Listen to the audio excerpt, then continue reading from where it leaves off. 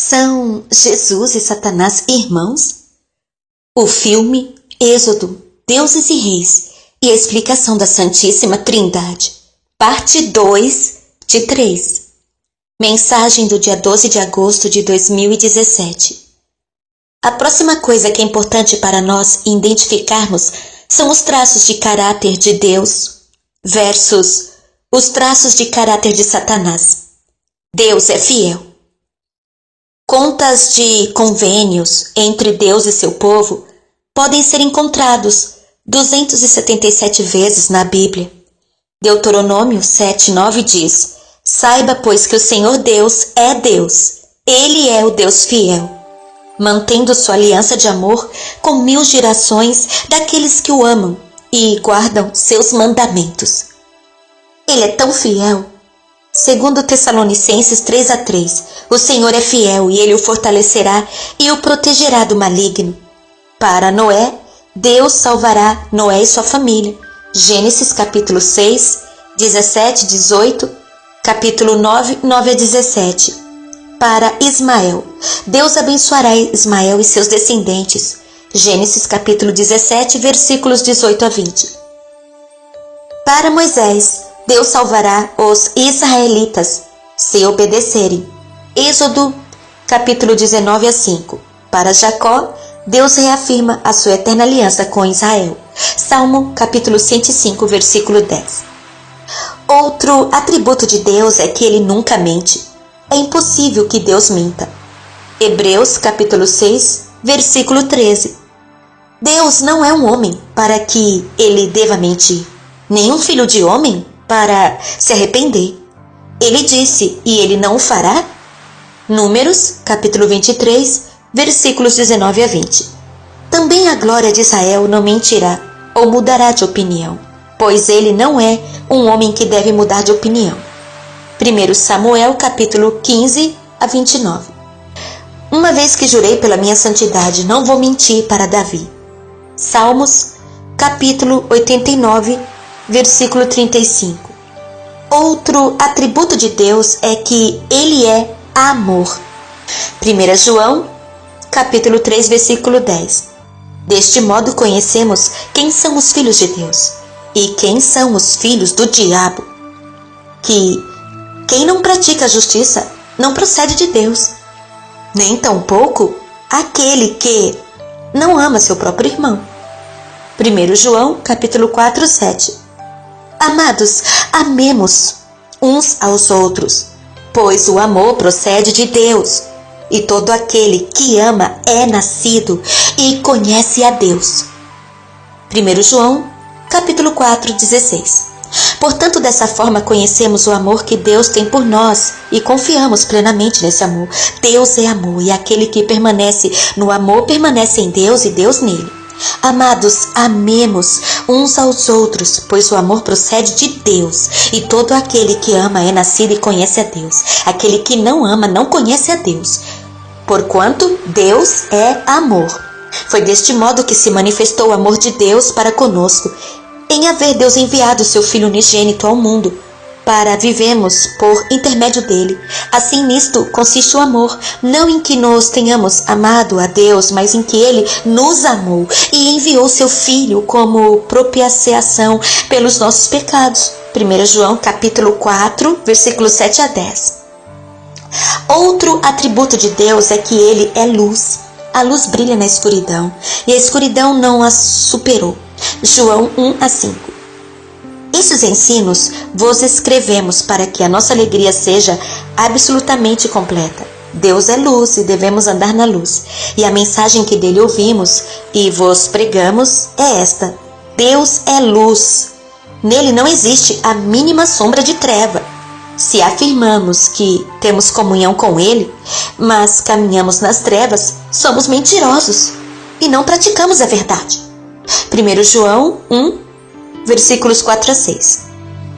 E sempre nos referimos a Satanás como a escuridão, como sendo o lado obscuro, a hora das sombras, o tempo das trevas, o tempo de Satanás.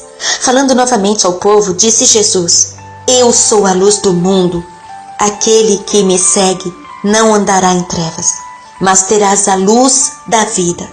João capítulo 8, verso 12. E João 12:36. Enquanto vós tendes a luz, credes na luz, para vos tornardes filhos da luz. João capítulo 12:46. Eu vim como luz para o mundo, a fim de que todo aquele que crê em mim não permaneça nas trevas. E Jesus é humilde. Filipenses capítulo 2, 5-11. Tende em vós o mesmo sentimento que houve também em Cristo Jesus, o qual, tendo plenamente a natureza de Deus, não reivindicou o ser igual a Deus, mas pelo contrário, esvaziou-se a si mesmo, assumindo plenamente a forma de servo e tornando-se semelhante aos seres humanos. Assim, na forma de homem, humilhou-se a si mesmo, entregando-se à obediência até a morte e morte de cruz.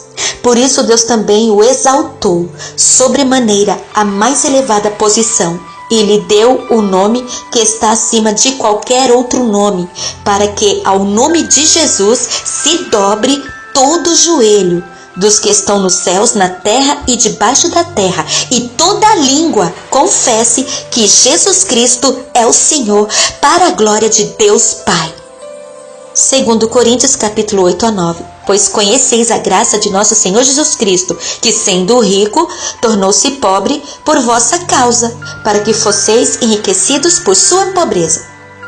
Ele deixou as riquezas do céu para descer e demonstrar o amor do Pai por nós. João 13, 3-7. E sabendo Jesus que o Pai lhe outorgara poder sobre tudo o que existe, e que viera de Deus e estava retornando a Deus, levantou-se da mesa, tirou a capa e colocou uma toalha em volta da cintura. Em seguida, derramou água em uma bacia e começou a lavar os pés dos discípulos e a enxugá-los com a toalha que estava em sua cintura. Aproximou-se de Simão Pedro, que lhe disse: Senhor, vais me lavar os pés? Respondeu-lhe Jesus: O que faço agora não pode compreender, todavia o compreenderás mais tarde. Então ele se humilhou como um escravo para se abaixar e lavar os pés de seus discípulos. Mateus capítulo 11, 29. Tomai vosso lugar em minha carga e aprendei de mim, porque sou amável e humilde de coração, e assim achareis descanso para as vossas almas. Mateus 21, 1-12. Ao se aproximarem de Jerusalém, chegaram a Betfagé, no Monte das Oliveiras. Então Jesus enviou 2 discípulos e recomendou-lhes: Ide ao povoado que está diante de vós, e logo encontrareis uma jumenta amarrada, com seu burrico ao lado. Desamarrai-o e trazei-os para mim. Se alguém vos questionar algo, deveis dizer que o Senhor necessita deles e sem demora os devolverá. No entanto, isso ocorreu para que se cumprisse o que fora dito por meio do profeta: Dizei à filha de Sião: Eis que o teu rei chega a ti, humilde e montado num burrico, um potro, cria de jumenta. E mais coisas sobre sua natureza, sobre a natureza de Jesus: ele é compassivo e misericordioso. Salmos 86, versículo 15. Para ti, Senhor, é bom e pronto para perdoar, e abundante em piedade. Marcos capítulo 6, 34. Quando ele desembarcou, viu uma grande multidão, e ele teve compaixão deles, porque eram como ovelhas sem pastor, e ele começou a ensinar-lhes muitas coisas. Hebreus capítulo 4:15.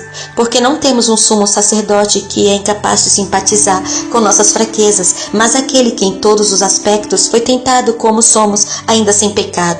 Mateus capítulo 11, 28-30. Venha para mim, todos os que trabalham e estão pesados, e eu vou te dar um descanso.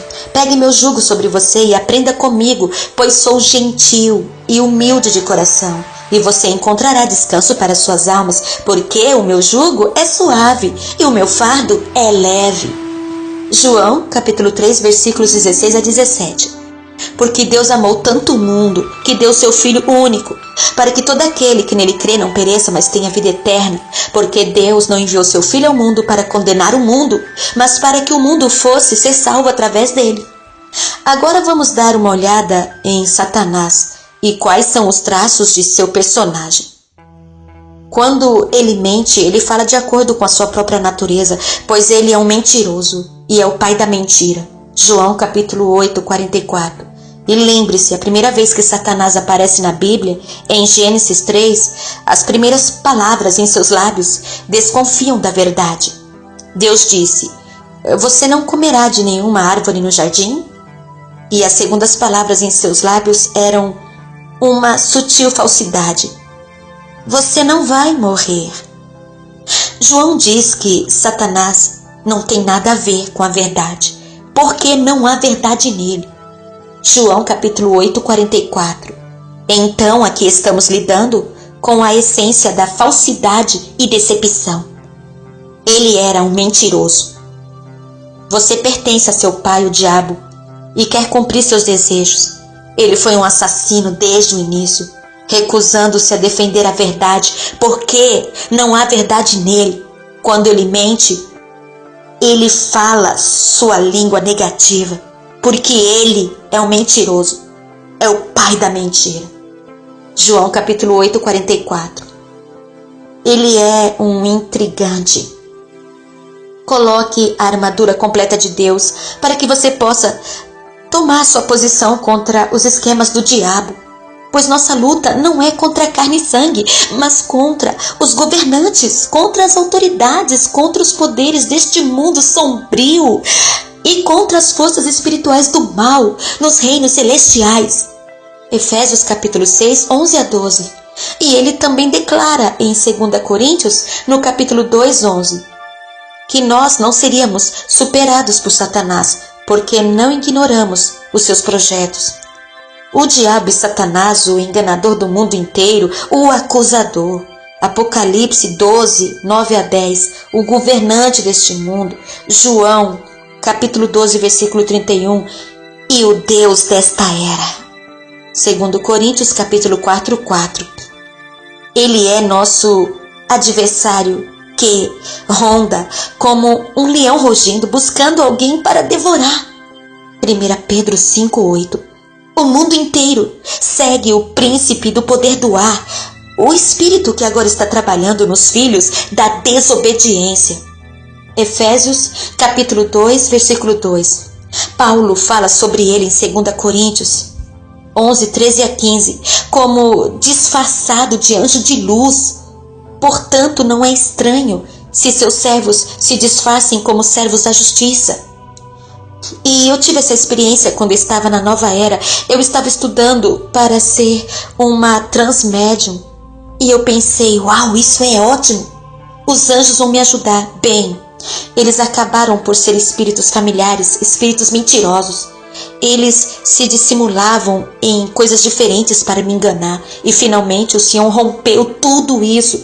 E os renunciei e conheci a verdade.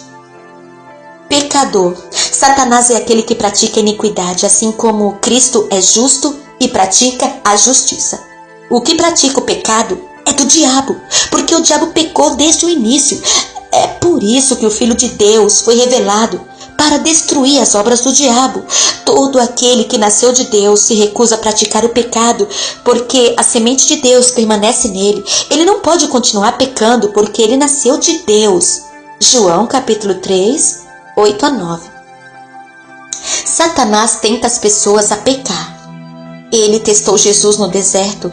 Ele queria que ele abandonasse sua missão. Mateus 4, 1 a 11.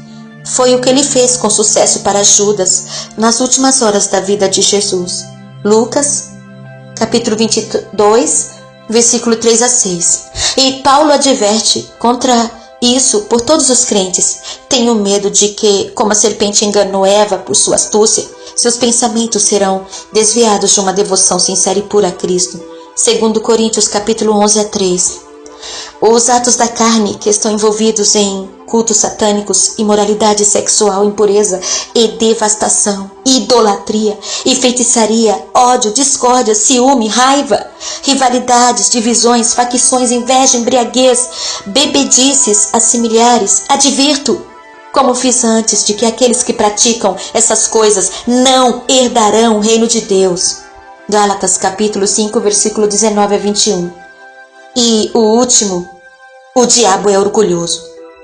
Nós somos advertidos em 1 Timóteo 3,6 para não escolher um novato para um cargo de liderança, para que não seja ensoberbeça e caia na mesma condenação em que caiu o diabo.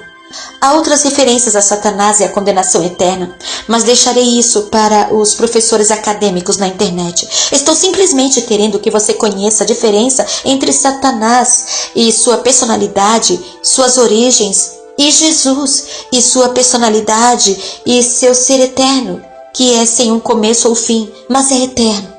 E Jesus, que é a imagem do Pai, tornou-se carne para que possamos conhecer a verdadeira natureza de Deus, que é o amor. Ele veio ao mundo para ser crucificado e se ofereceu como sacrifício de uma vez por todas para redimir a humanidade caída e destruir as obras do diabo. Apocalipse capítulo 20:10 diz que um dia a guerra acabará. O diabo será jogado no lago de fogo e enxofre e será atormentado dia e noite para sempre e sempre. Mateus capítulo 8 e Mateus capítulo 25.